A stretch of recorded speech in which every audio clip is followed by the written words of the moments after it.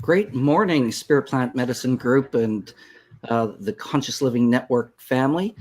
Today, it's bright and early in the morning for us here at 10 o'clock, doing this interview on Facebook Live. I'm again here, this is Mark Cron, with Stephen Gray and Tom Hatsis. We're here to talk more about the upcoming Spirit Plant Medicine Conference coming up November 2nd and 3rd here at UBC in Vancouver. And Tom's going to be one of our presenters. And, he's a great guy and has got a lot of great information. I'm going to pass over to Stephen to give Tom a worthy introduction. Stephen.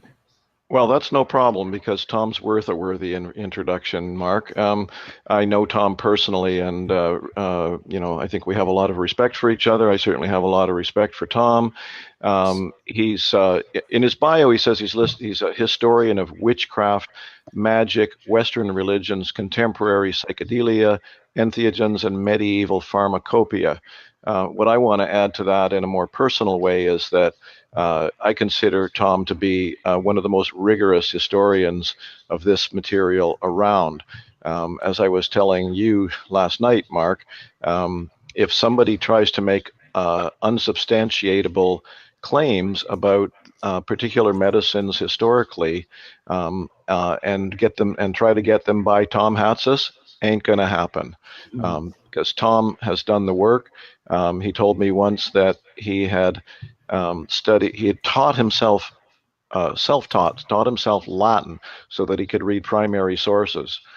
So he has a extremely high sense of integrity and ethics about offering people reliable, supportable information about psychedelics. And so he's done several books. 3-4 years ago, was it, Tom? Yeah, The Witches Ointment. Yeah, 2015. Which is a wonderful, deep exploration, I would say, of the gradual demonization of local medicine women in Europe in the 14th and 15th centuries, I believe, primarily, wasn't it? Yeah. Yes, the so-called, what's called popularly the Burning Times, took place largely in the 1500s and 1600s, but my book actually takes place in the 1400s, when all these ideas were first starting to kind of bubble in the minds of theologians about what these wise women were doing. So I wanted to get the base. I wanted to get what was going on behind the scenes before the great fires of Europe. Right. So this is turning into a dialogue introduction. Oh, sorry. I asked you a question. It's all right. I asked you a question. Tom's got 2 books out this year.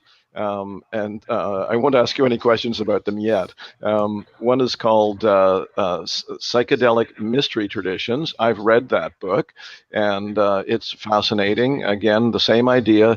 It's not the psychedelics that we're mostly dealing with today, because the ones that pop up over the course of history, we'll ask Tom about in a moment, tend to be ones that most of us are not particularly familiar with, but it's very, very interesting stuff. And then this other book, is it called Microdosing Magic? Yes, a psychedelic spell book. Right. And I haven't read that one, so we'll have to ask you what's in that one. Sure. And also want to mention that Tom, this is his 3rd consecutive year coming to the Spirit Plant Medicine Conference. First year as a main stage speaker. Second year, he did what we call a lunch hour mini workshop, and now he's back on the main stage. And the reason we got Tom in the first place was because he came highly recommended as a standout speaker at another conference. That was Martin Ball's conference down in Ashland, Oregon. And sure enough, he did not disappoint. He's a very engaging, entertaining speaker with a load of information. And on top of that, for what it's worth, folks, my personal dealings with Tom, I know him to be an extremely generous and kind soul. So please welcome Tom Hatsis. Okay, questions. Excuse me. Maybe why don't you start by telling us, describing a bit about what you were doing with the book Psychedelic Mystery Traditions. Sure. I wanted to go back and look in the past and see, there are certain areas where most scholars agree that an entheogen was used. The classic example would be the rites of Eleusis. But what I wanted to do was go in and not just say, okay, when and where were these used, but how did they actually fit into the larger mystery traditions? Like, what exactly did they, as best as we can know, how did people incorporate the entheogen? What was the storyline of the entheogen and how it actually fit into the larger myth? And not just with mystery traditions, also with magical practices and other kinds of spiritual states of awareness. You have different descriptions of different states of awareness that to the point where I had to coin a whole bunch of new terms because we didn't really have any. So staying with that word entheogen, which I didn't coin, meaning to generate divinity within, as I'm sure all your listeners know. But what about generating divinity outside the self? What about when you invoke a spirit or something? Well, I call that an extheogenic experience, generating divinity from without. Or what if I find it's undeniable that psychedelics influence art and creativity, but where's the actual word for that? So I came up with poetogen. You're using a psychedelic poetogenically.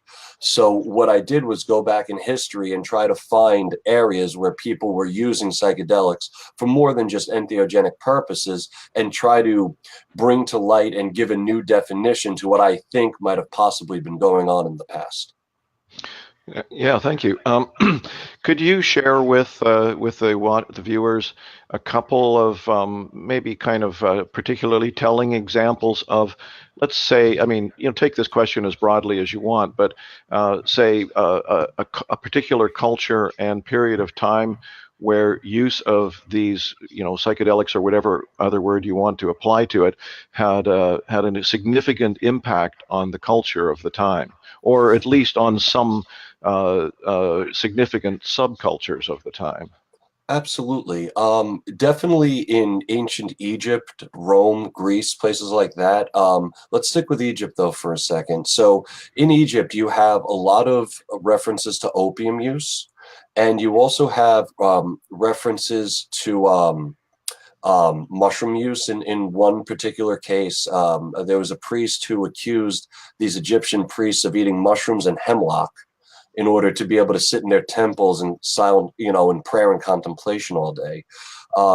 Mandrake was also used all over throughout Egypt, and in fact, there was the Feast of Hathor is, I think, one of the earliest known celebrations of the psychedelic state. What happened was the myth was that humankind had been ridiculing the sun god Ra. So Ra sent Hathor to kill off all of us. And what happened was during the slaughter of humanity, Ra had a change of heart and decided he needed to calm Hathor down. So there was an island called the Island of Elephantine in the Nile River that Ra ordered them to make this very powerful mandrake beer. And so they fed Hathor the mandrake beer, rather she drank it up from the streets, and doing what mandrake does best, it mellowed her out. You can kind of get a little bit of a stoned feeling off of mandrake, and especially when mixed with beer. So the Feast of Hathor actually grew out of that legend, that myth, and the state of awareness was celebrated all throughout Egypt during the feast, because there was this idea of mellowing yourself out by mixing both a pharmacon, mandrake, with alcohol. So Egypt, it was all over the place. Other cultures like the Thracians, the Scythians, as Stephen is no doubt aware, were big time potheads as well. In ancient Greece, they were just taking whatever they could throw into their wines: mandrake, henbane, mushrooms, cannabis, whatever they could get their hands on. I think it was in the book The Road to Eleusis where they made a reference to the fact that when the Greeks prepared wine or drank wine, they drank a thimbleful. So in other words, you're not going to have an effect from that if it's just wine. They were master pharmacists, essentially, weren't they? The ancient Greeks. Well, yeah. What I think, because with Road to Eleusis, I know what you're talking about. I think what and it was Carl Ruck who points it out. He says that it wasn't so much that they drank a little bit of wine; it's that they didn't have the ability to make their wine stronger than like 13 or 14%. And when you read the descriptions of these Bacchic and Dionysian revelries, it's like, there's no way they were doing this with 14% alcohol. On top of which, one of the earliest legends of Dionysus has the followers of Dionysus got too drunk, so they were all beating each other up. They were getting all aggro from the wine. So Dionysus symbolically says, you are not to carry sticks, but the narthex. Now, the narthex in ancient Greece was what you walked around. That's what you collected medicinal and psychoactive herbs in. And the female counterpart to the Maenads, they had the thyrsos. The thyrsos was the feminine, form of this drug collecting apparatus. So it's pretty much built there right into the myths that Dionysus was saying, you guys need to start mixing your wine with these calming plants. So as long as we're on ancient Greece, there seems to be. I've always been curious about the oracular tradition, the Delphic oracles and such. But what little I've read about it seems to be inconsequential, or not really clear what was going on in terms of medicines. I know you haven't really focused so much on that particular area, but what do you know about the validity for claims of medicines like cannabis and perhaps others? They talk about smoke in the room and all that with the Delphic oracles. For one thing, I think that's important because of the women empowerment issue, yes, as it applies to today. So I'd just like to hear more from you on that one. Yeah, absolutely. So I believe that sometimes they would burn laurel leaves. I haven't seen any reference for cannabis, but it seems the main psychoactive was a natural gas that came up from a crevice. And Plutarch, who was actually a priest of the oracular mysteries, he had mentioned that, there is this gas that comes up. They called it Apollo's gases. And it was, the oracle would be having relations with Apollo. It wasn't like she was under the influence of a drug, as somebody might say today. She was having an entheogenic experience proper. She was generating Apollo inside of herself.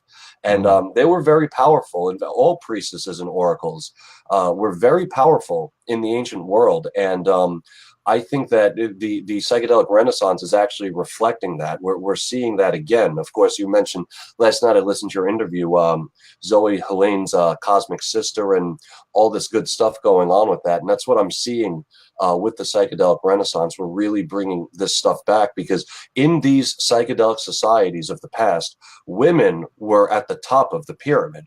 I mean, I have to, some of my friends get a little surprised when I point out that a priestess of Eleusis was higher than the king of Eleusis, because the king of Eleusis could not touch the priestess. But if she had a vision that says, we have to overthrow this king, we have to behead him, that was what was going to happen. But he couldn't touch her. I feel the same way about my wife. Yeah. You're right. So I think it would probably be helpful for me to ask you a little bit more about Eleusis. Reason being, I'm always surprised how few people know about it in the general population in particular, but even within the medicine communities. And correct me if I'm overstating this, but my sense is that Eleusis is actually extremely central to the development of Western civilization, because all the great thinkers and influence leaders of Athens went there. So maybe you could just give a brief description of what it was and what we know or speculate about the sacrament involved.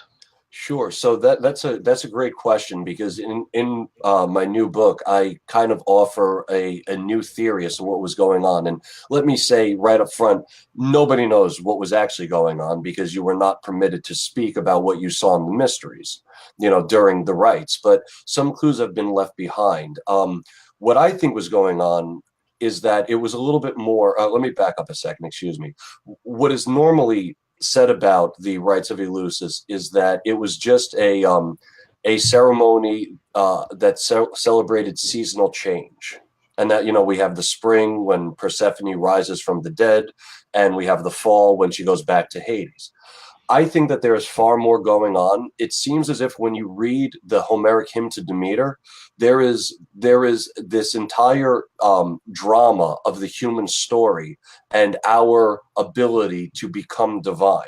The point of Eleusis, as I see it, is that humans are semi-divine. We were on our way to get there, but something happens and something got the gods messed up. And what Eleusis did was it allowed you to actually reconnect with your divine nature. There was a Latin inscription that said, "I am the ashes, ashes of the earth. I am the earth, so I'm not dead." Oh, let me get it because it's beautiful. And I think that it sums up what was going on. Oh, here it is.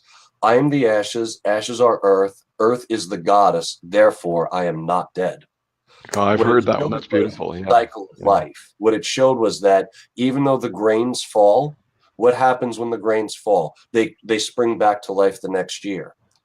So it was just this mystery of tying the human story to the cycles of nature, not just nature, but the human story to the cycles of nature. As for what they put in the kykeon, which was the entheogenic drink that they would imbibe, we don't know. There's been much speculation. I personally think opium was used at least one point in time because we have carvings of it, and there were some writers who mentioned there being opium present in the ceremonies, Christian authors. So they didn't care about revealing the secrets of Eleusis. So they were just kind of arrogantly saying, "Oh yeah, there's opium, there's some cakes, there's this other stuff," and that's what's really going on there. Yeah. Well, it lasted for close to 2,000 years. So, Yes. It's hard to imagine that the same level of understanding and power would have lasted for that long. Oftentimes, traditions become debased or watered down, or the medicines change or whatever, right? Yeah, exactly. Yeah, Exactly. yeah. It's very difficult to account for how long the Eleusinian mysteries lasted, and how, thousands upon thousands upon thousands of people, participated in this, with all of whom, so far as we know, having more or less the same experience. And this is without any kind of shamanistic training. Of course, it's, somebody with that kind of training can alter these states without a psychedelic, no doubt. But regular people, that's a little tricky. And so, we're all kind of, historians are looking at this saying, well, we only know of one way that'll guarantee everybody has this experience, this transcendental experience of Persephone rising from the dead. So, Okay, great. So, coming into the common or Christian era, what can you say something about the medicines you talk about in your book? And I'd be curious, and I suspect viewers would be curious to know more about which mind-altering medicines, other than the ubiquitous alcohol, had the most influence on what we might call Western society in the Common Era, after Jesus. Sure. It would depend really on the time and place, because you have, I would say that in, let's say, the decades and maybe century or so following the death of the historical Jesus, I would think that the main sacraments were things like cannabis and mandrake. And then when you get into the 1100s, guys like Maimonides, comes right out and says, "Oh yeah, cannabis is the most used pharmacon, that's the one everyone's using." What happened was mandrake. So there's a little bit of confusion as to how Christians viewed psychedelics. There's, in our modern day, there's this idea that Christians covered it up, or they were total teetotalers and they didn't like psychedelics. That's not true at all. I found some pretty direct evidence for Christian psychedelic use with things like mandrake, opium, and cannabis. One example would be a guy named Theodoret, who was a bishop of Syria. I think he was living around the 4th or 5th century of the Common Era. And I mean, he wrote right out that he loved to take in opium, whether smoking it or drinking it, and then read from the Bible to kind of, look for the hidden meanings in there. You have other guys like who is now Saint Basil, who would say, he recommended that you take a strong drink of mandrake. So this idea that some conspiracy writers have come up with that the Christian clergy were kind of hoarding all the psychedelics and hoarding that direct personal experience is just historically incorrect. I mean, they were telling people you should be using mandrake. There was another guy named Macarius, who was a Russian Orthodox preacher. I mean, he used to get his congregation stoned off cannabis. I mean, his biographer, John of Aleppo, and of course, Macarius lit up the cannabis and, spread it around the room and began to read from the Gospels. And it's like, so we know people were doing this stuff, and they were not covering it up. They were not shy. Oh, interesting. Yeah. So, Mark? so what changed all of that, Tom? When did that all change and kind of get all proper? Sure. Most of that happened in the Victorian era up until the 1700s. Let's just take, so the main Christian holiday, I think we could all agree, would be Christmas, right? That's the biggie. Up until the late 1700s, mid 1800s, Christmas was closer to how we celebrate New Year's or like Halloween. I mean, it was a debaucherous affair. You then had Queen Victoria wanted to make Christmas a family-friendly holiday, so she's largely responsible for this.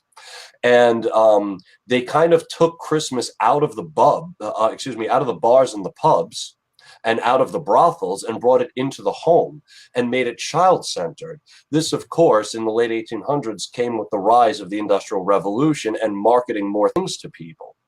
So as children became the center of not only Christmas, but Christianity, this idea that substances shouldn't play any role in Christianity kind of came to the fore.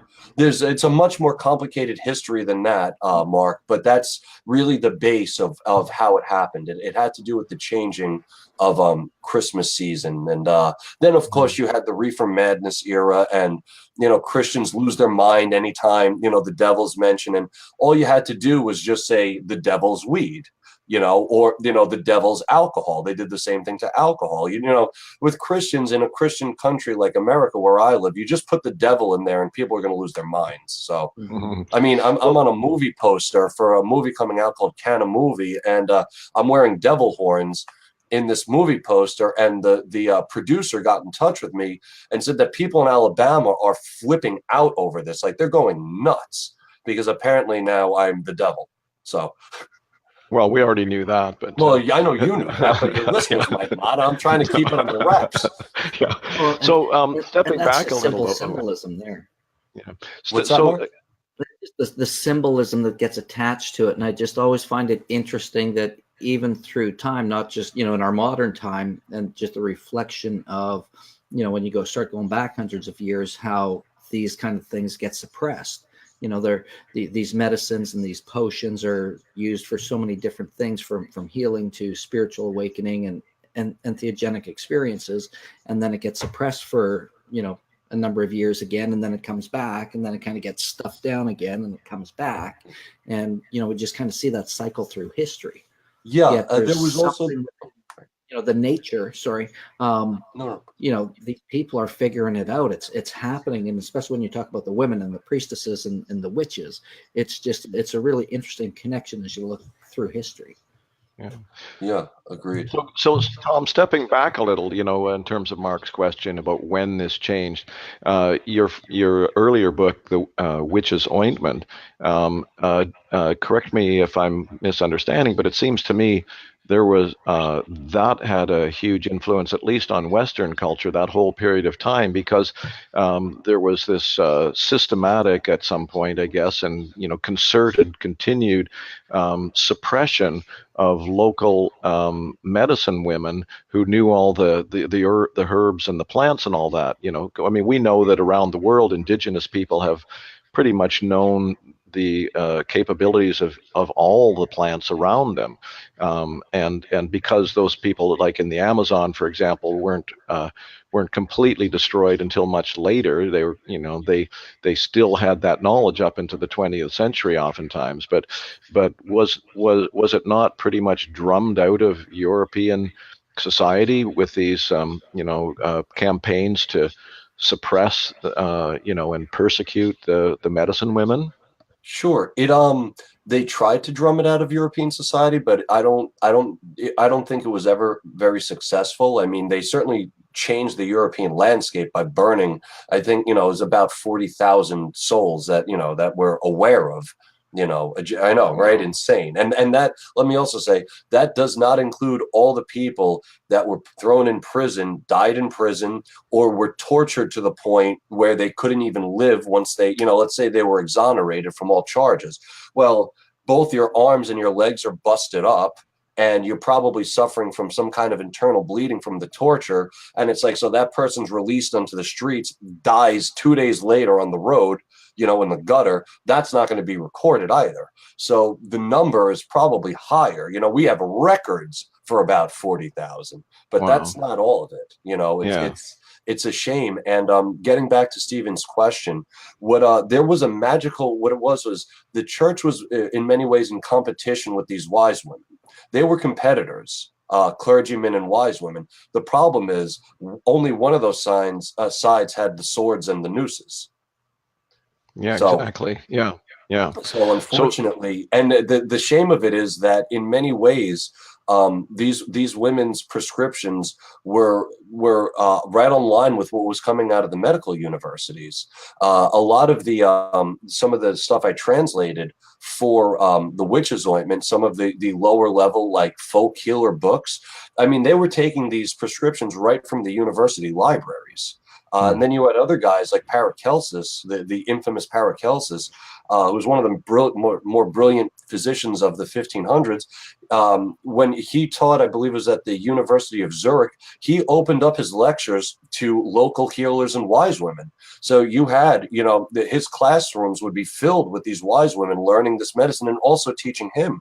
And he actually did that as a favor, as a way to repay, because in his writings, he said that he learned all the universities, he said, taught him nothing, and that all of his best medicine came from the women out, in the forests and in the villages, that they're the ones that actually taught him the proper use of medicine and the occult arts of how to use it to heal people.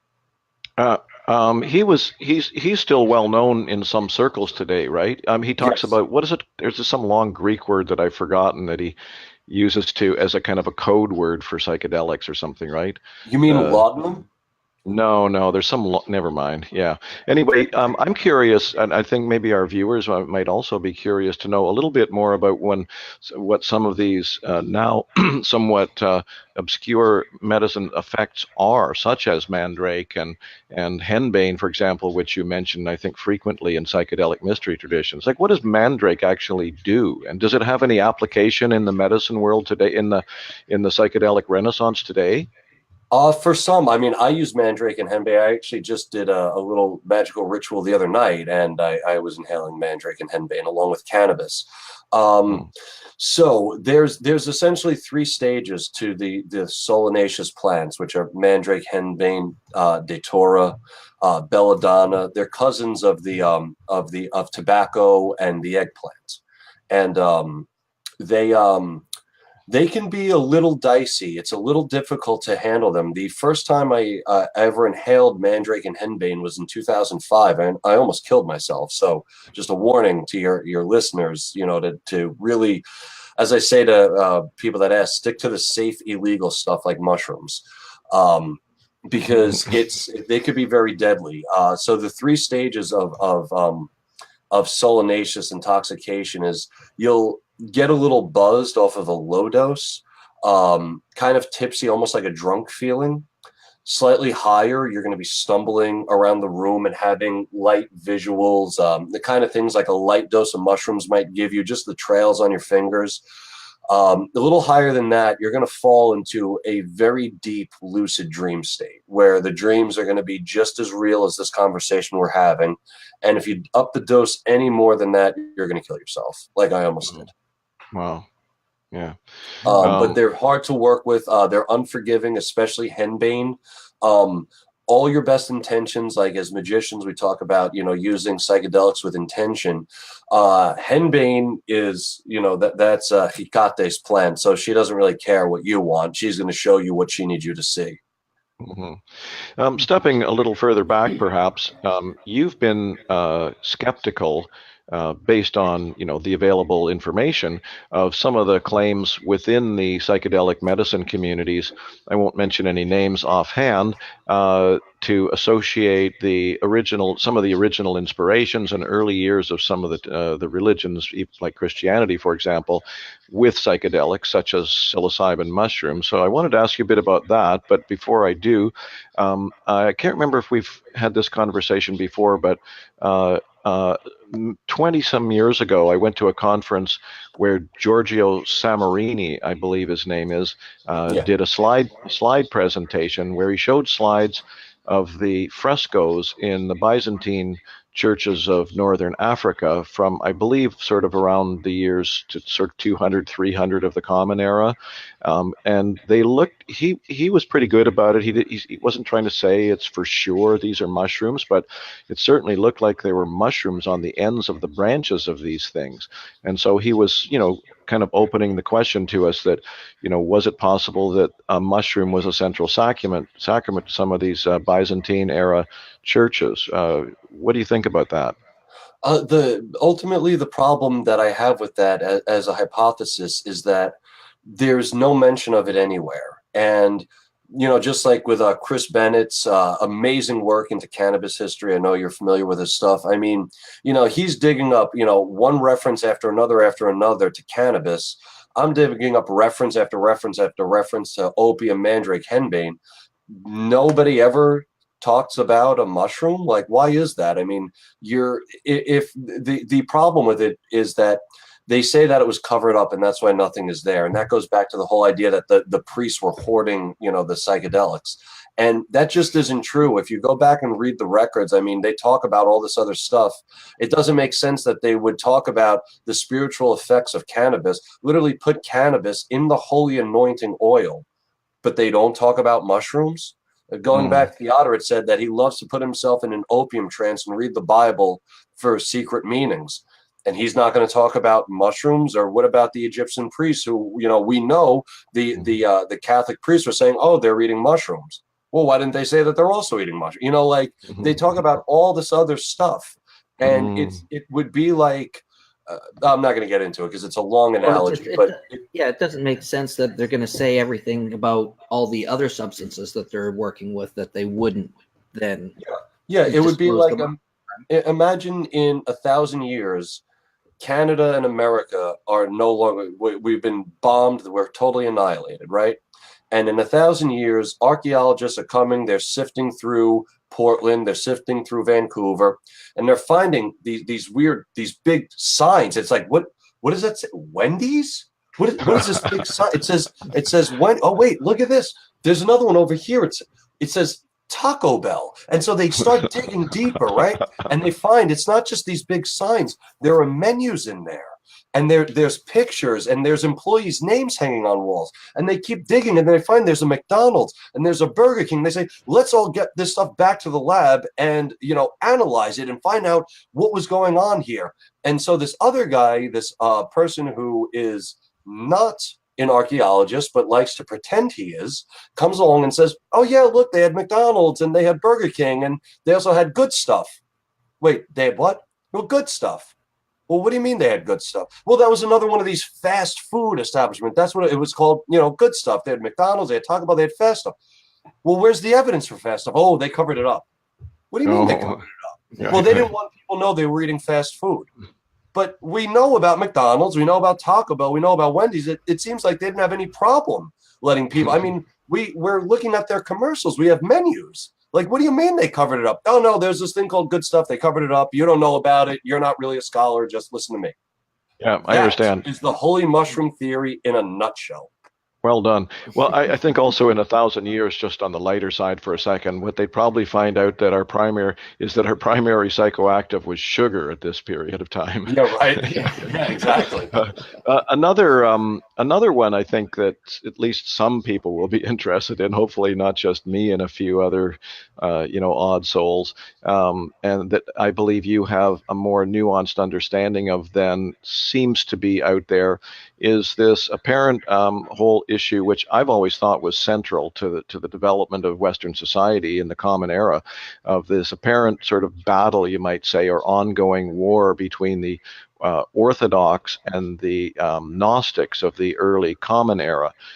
In the books I've read about it, the Gnostics were kind of like, the psychedelic Renaissance people of today. They were the ones that were, seeking genuine mystical experiences. They weren't big on institutions, hierarchy, dogma, and all that sort of stuff. And the Orthodox were the ones that, insisted that all spiritual knowledge and realization come from the top down through the church hierarchy, and so on and so on.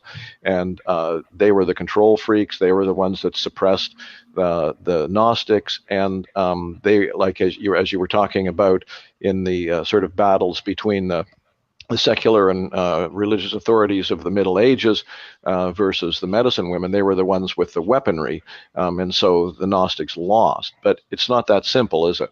No, it's not. There were a couple things about that. One is that all of these groups, and when we say Gnostics, so your listeners are aware, we're talking about a large swath of people that didn't always agree with each other. So when we say Gnostic, I don't refer to that as one group, because you had Valentinian Gnostics who thought that Marcionite Gnostics were, full of it. You had, Pelagians who thought that the Ebionites were wrong. So we shouldn't think of it as Orthodox versus Gnostic. We should think of it as every group against every group. And when you read the Gnostic texts and the Orthodox, all of them wanted direct experience, and all of them had hierarchies and authoritarian. Why the Gnostics actually, or again, to use a broad term, why that general philosophy lost out actually had to do with the arrogance and condescending way that the perfects, or what that was an enlightened Gnostic was called a perfect, how they viewed most people. I mean, the problem was most Gnostic philosophies told the masses, you're not good enough for our religion. And the Orthodox came in and said, hey, we'll take you. So it was, the Gnostics ultimately, by and large, shot themselves in the foot. And it wasn't so much that the Orthodox came down on them. The Gnostic groups were just as nasty to what became Orthodox. They were all fighting each other. The Gnostic texts are not always enlightenment. They call people stupid all the time in those books. So this just idea that it was, the evil Orthodox coming down on the helpless little hippie Gnostics is just not true historically. The Gnostics many of them were very pretentious. Some of them, were, did things that, should have sparked an ancient Me Too movement, I should also say, with what they were doing. Sometimes the sex magic was consensual. Other times, it qualified as rape. And so, we have to remember that our views of what we'd like people to have been like in the past is rarely ever close when you get into the text and read what these people were like. And again, that's not to say that all Gnostics were like that or all Orthodox were like that, but they all had the Valentinian Church.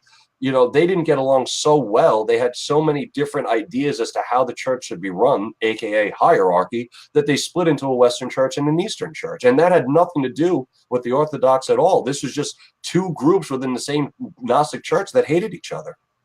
Yeah, so, too bad, because it's so self-satisfyingly self-justifying to be able to have the goods and the bads, and to identify oneself with the goods, Of course, yeah, of course. But if we want to be honest about history, it's very rare that someone in history is all good or all bad. There's usually, history is a very complex web, and it rarely ever stacks up to what we'd like it to be when we actually go and look back at the records.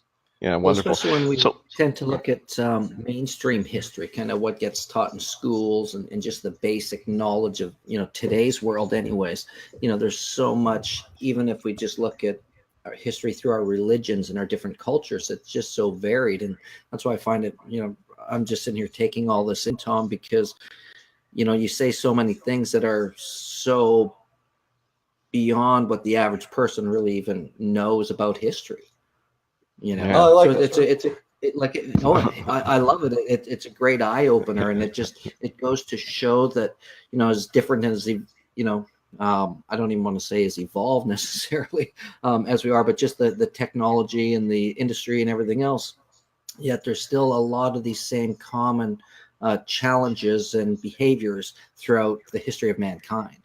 Yeah. With all these groups and things, right? Of course, yeah, and I let me also say that the Orthodox were not innocent. I know I just kind of gave the Gnostic thinkers a treatment there, but I mean the Orthodox were just as nasty, and they were all nasty to each other. And I mean, depending where you were, I mean there was misogyny on both sides. I mean we are all very well aware of the fact that the Orthodox went completely misogynistic. But not many people are aware that, like Marcion, who was probably the largest and most popular Gnostic thinker of the 2nd century, was also one of the biggest sexist jerks in the ancient world. So, it's the guy who wrote the Gospel of Thomas, that's a Gnostic text, was also a sexist jerk. In fact, it's weird because so the early Orthodox was actually a feminist organization and highly egalitarian. The earliest church leaders were all women. We know what their names are. I mean, they were all women. What the great mystery of history is, why did that change? Well, we know why it changed. It changed because once women were in charge when Christianity was an underground religion. Once they brought it out into the pagan world, they needed to adopt pagan standards. And by this time, priestesses weren't holding that much power in the pagan world. So they replaced the Christian priestesses with male priests.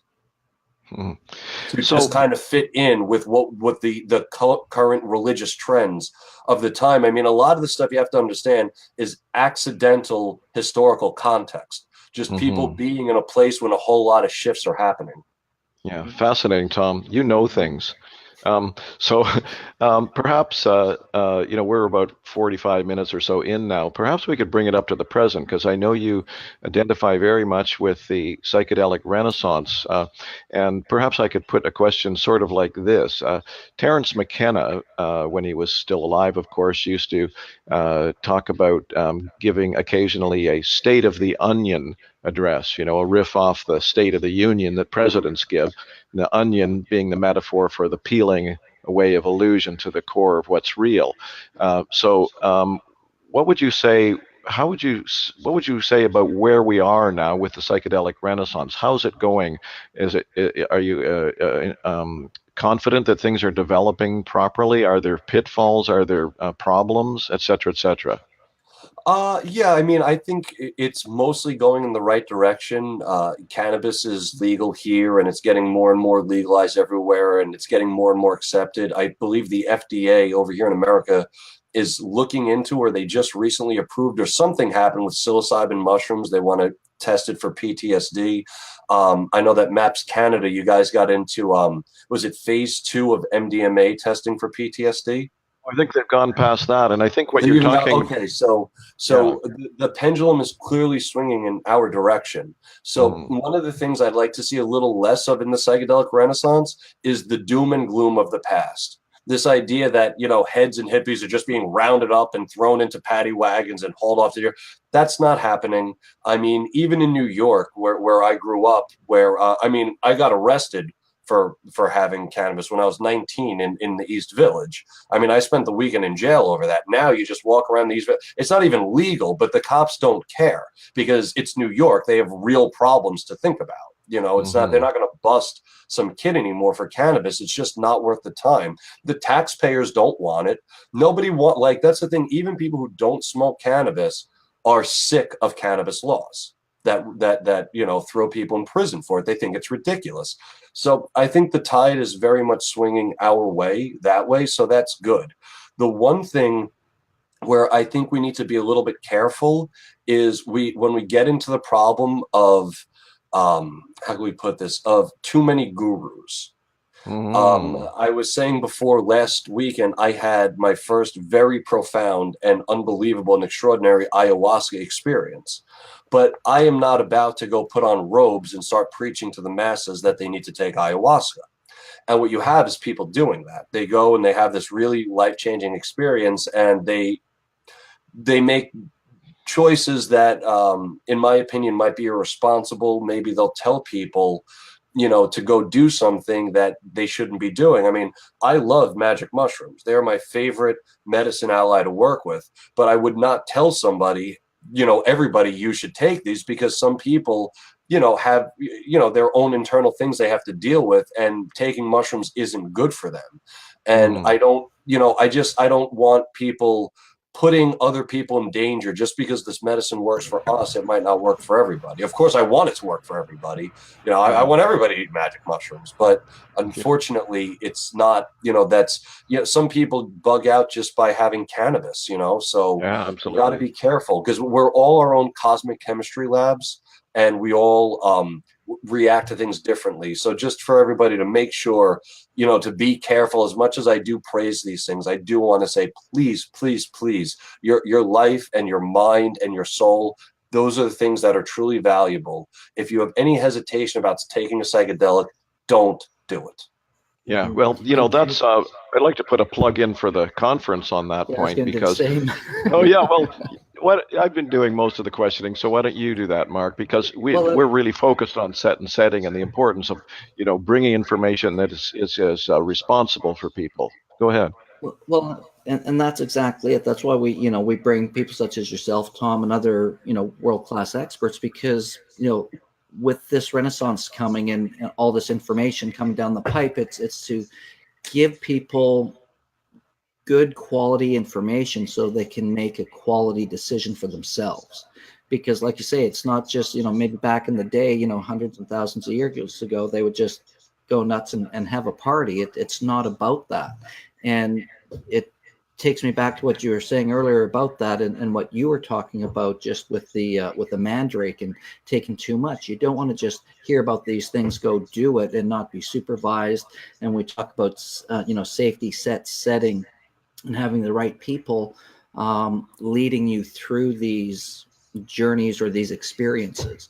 Because like you say, just because you do ayahuasca once doesn't mean that you can go turn around and lead somebody through a ceremony. It's just not. Exactly. These medicines are not meant to be taken in that way, because they are so powerful. And, our mission is to make sure that we're bringing people good quality information so that they can make that decision. Yeah, absolutely. Of what they're called to, because like you say, somebody might be called to the mushroom, but yet they're not called to cannabis, or all of a sudden ayahuasca or whatever it is. There's a calling there that kind of happens, and you have to feel into that. And I think the more information people can have, the better decision they can make for themselves. Absolutely. And I've actually heard, some people will say, like, this is a hypothetical, but it's like, oh, I just lost my job, and my dog got hit by a car, and someone will say, oh, you got to figure that out. You need to take about 3 hits of acid. It's like, no, you are not in the right. You just lost your job and your dog got hit by a car. You need to just go binge watch, like the Lord of the Rings trilogy. Like, don't be taking a psychedelic, because your set is not going to be where it needs to be. So that's another thing I'm a little worried about. There was recently, and I don't want to name names, but a rather famous author who recently wrote a book about psychedelics, said in an interview that, oh yeah, if you want to get high, just go to the Sonora Desert, get yourself a toad. No, Octavio Redig has been there for a decade preserving this toad so it doesn't go extinct. Don't tell people to go there and just grab a toad if they want to get high. That's not what this is about. And you're completely decontextualizing the spiritual nature of this. And that, every time we decontextualize the spiritual nature of these plants, what hits the fan. That's Yeah. beautiful. Well, Thanks, Tom. and it's the same as when you look at it recreationally, right? People, want to do mushrooms for fun and for partying, and then they wonder why they have bad trips because they get Well, served up with stuff they're not even prepared for. They're if not ready for sure, but what's about to happen. if I could say to that, Mark, I agree some people, but I also think there is true spiritual value in collective revelry. So, Mhm. for example, when my friends and I get together and go to the woods and build a fire and get naked and eat mushrooms and dance around the fire, that's considered recreational, but I hardly consider that irresponsible use. Now, for And somebody that's else, not what I'm speaking of in that context. oh, I'm sure, just, sure. I'm talking about people that go to a party, someone offers them something, they Oh, don't really know yeah, what they're doing. They've had a really shitty day or a really crappy week. They're dealing with stuff that they don't know what's going on. And yet then all of a sudden they take something like this and, I see. a I whole different misunderstood. level. Yeah, no, because what you're talking about, I totally agree, appreciate, and agree with, because I've had those experiences as well. But there's an intention behind what you're talking Of about, course. and something there where someone's just thinking they're partying and thinking it's a recreational thing, and next thing you know, they're wondering why they're having this crazy bad trip because it's Yep. not anything their intention wasn't there. I see what you're saying, Mark. They go to the party, they drink this 40, they smoke this blunt. Hey, how can I get this party even higher? I'll show some mushrooms down my throat, Exactly. So yeah, that's not a recipe for real change in No. yourself either. So I agree totally. Yeah, and it can be dangerous, of course, because Absolutely. the kind of the sine qua non of the psychedelic possibility is to dissolve the sort of illusion of ego and open up to the reality that surrounds all that, and if Mhm. and that's that. Most of us are walking around in terror of that all the time. So, if you take a psychedelic that actually invokes that, that can freak you out. We used to Yeah. talk a lot about bum trips with acid for that very reason, like Mhm. where you suddenly find out your ego didn't exist, or this, it was an illusion. And that's a terrible thing to discover with you don't have the context of how to manage it and so on. But I want to ask you Sure. another question about the psychedelic renaissance and the state of the onion. We had a very interesting interview with Dennis McKenna last night. And I asked him a kind of a similar question. I said, do you have some confidence about, he was talking about, we may have reached a tipping point on the planet environmentally and so on. But he was, I asked him if he had some confidence that the psychedelic renaissance might have an impact of change, toward changing the trajectory of that. And he was sort of, as he said, I'm a worried optimist. But one of the things about mushrooms that he said that he has some concern about is that it not become too much in control of the medical establishment. That that the use and dispensation of the psilocybin mushrooms not be dominated by the medical model, like that you have to go to your doctor to go and get it, kind of idea.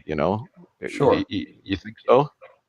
Well, so there's a lot there. One of the problems with the first part about with reaching the tipping point with the environment, as much as we love to blame ourselves in the West, we're small potatoes compared to the actual polluters of this world, and so the problem is that in a lot of those places, like for example, the largest, polluter on the planet that makes us look like nothing would be China. Well, psychedelics are illegal in China, so what's McKenna's? How does he square that? How do Oh, how do you see what I mean? Like, I well, guess what I'm saying is that when it comes to global warming and climate change, I know it's very fashionable to believe that we in the West are the problem, but we're actually not. There are well, far bigger polluters than Venezuela, Russia, China. All of these places, far bigger polluting countries than we'll ever be. And so it's more of how do we get the real question is how do we turn those people on? right. Yeah, of course. Yeah. If McKenna's hypothesis is correct, or if his desires for psychedelics to help fix this tipping point are correct, then the true question is how do we get people in China, Russia, Venezuela, all these really big time polluting countries, how do we get them into the psychedelic scene? Yeah. That's Sure. I don't think Dennis I know was it's trying not to politically say. correct to say, but it's factual and accurate. So I don't think Well, no. We're getting a little bit off the point there because I don't Oh, think sorry. Dennis was. I don't think he was saying that United States in particular was he wasn't blaming the states over Oh, anything okay. else. He No, was I just wasn't saying saying he that was. the planet in total is in a potential geophysical tipping point, but that's not the key point that I'm asking you about anyway. Okay, I It's misunderstood. asking you about how you feel, what if do you have an opinion about his concern about the if we move toward legalization of psilocybin, which many people think might be the next one after cannabis, that it not become too controlled and dominated in terms of access by the medical establishment, and related, that it still be allowed for the people to connect to indigenous traditions or just go pick them themselves and so on, right? That's what I was Yeah. just going to say. Yeah, I Yeah. don't think there's anything to worry about because just like with the cannabis industry, I still don't get cannabis from dispensaries. I go to my farmer, and let's say the FDA here in America, they pushed it through and they tightly regulated psilocybin. Well, I'm still going to go to the coast with my friends and pick my own mushrooms. So, Yeah.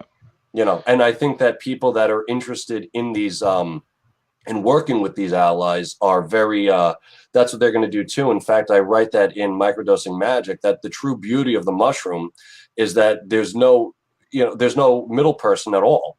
You can just, if you know what you're doing, and of course be careful and get yourself a good field guide and join a mycology club and do all that stuff, but you don't have to worry about going to a dispensary or to a pharmacy to get psilocybin. Gaia has already provided it for you. like Yeah. any true plant, it's of the earth. What's that? Any true plant medicine or medicine, it's of the earth. I believe nature is the best pharmacy out there.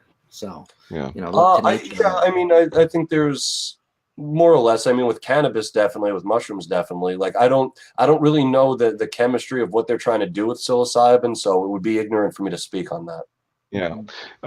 Maybe just, we're getting on here, I'm sure, but maybe you haven't really said anything about the Microdosing Magic book, so maybe just tell people a little bit about what's in that book. Sure. Microdosing Magic is just it's kind of like microdosing 2.0. If you want to take your microdosing practice to like the next level, it's in the same sense that if you have people started microdosing to give them a competitive edge. But if everyone's microdosing, well, where's your competitive edge? Well, you have to step it up a little bit. And well, it's just like college degrees. A college degree used to mean something when not everyone had one. Now that everyone has one, it doesn't really mean too much. So it's kind of that same principle.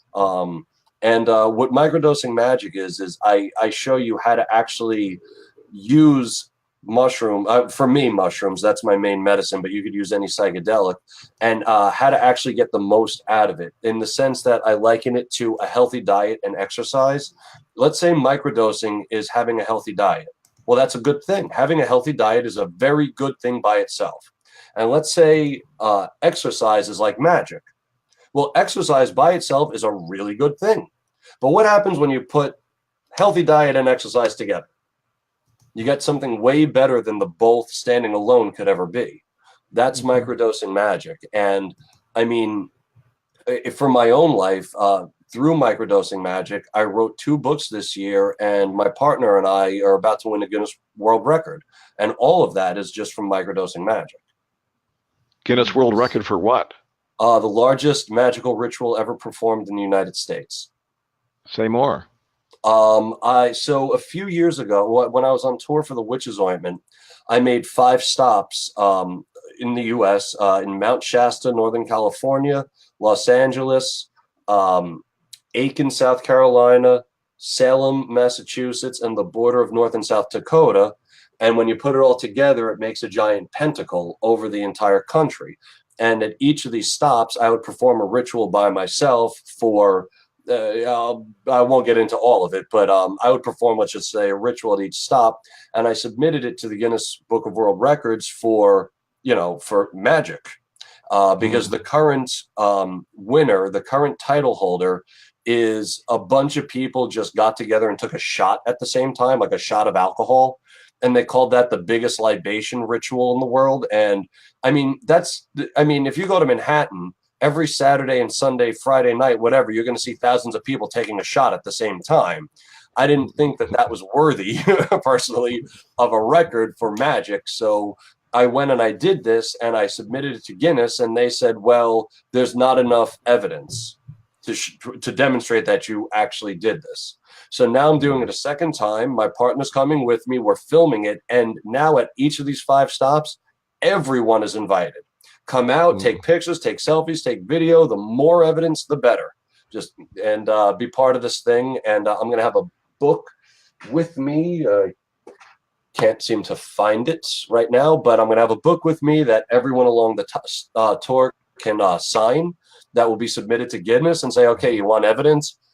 Here's a book with thousands of signatures, or hopefully thousands, but however many signatures in there of people that participated in this ritual. Well, let us know when you do that. We can What's that, share Mark? Let us know when you get ready to do that, so we can share it with our community as well, and maybe somebody will want to go down there and join you. The first one is going to be in Ashland, Oregon, where Martin Ball, Stephen mentioned Martin Ball's Exploring Psychedelics Conference. This Sunday in Ashland at 7:30, and then on Monday, I'm giving my first talk ever at Jackson Wellsprings in Ashland about microdosing magic. Awesome. Wonderful. Well, we this has been... have to wrap it up, gentlemen, because I have an 11:30 I got to get to downtown. But if there's anything, Stephen, you'd like to say before we just kind of wrap it up? How about thank you? Tom, you're brilliant. You've got a lot of fantastic and, I would say, if I may say so, important information.